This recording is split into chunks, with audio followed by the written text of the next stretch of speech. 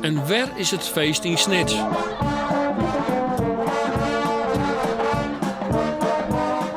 Duizend mensen hoop je op een topdij voor haar eigen Snits Zwiet-Zwart.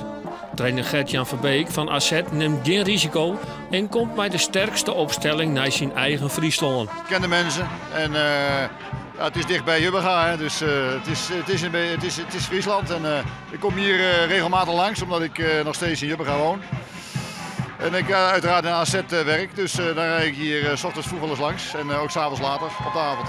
De spanning neemt toe als de spelers het veld opkomen. De Snitse topklasse had wel vaker voor verrassing zorgen. Waarom joe het net?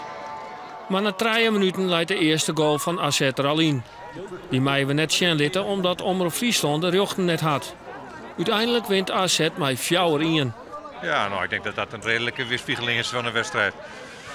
De heren van AZ hebben in de tweede helft even gas gegeven en toen laten zien wie toch echt wel kan voetballen. En ja, ik wil niet zeggen dat Nick Zwart niet kan voetballen, maar je ziet dan toch wel heel duidelijk het kwaliteitsverschil. Teleurgesteld? Ja, een beetje wel. Ja, ik had er iets meer van verwacht. Vastnitser Mark Hommel van der Veen kan Liekwols de dij net meer stikken.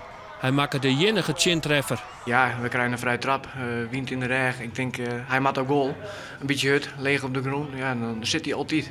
Ja, welke keeper op goal zit, als hij leeg bij de groen is, een beetje hut, ja, dan zit hij altijd.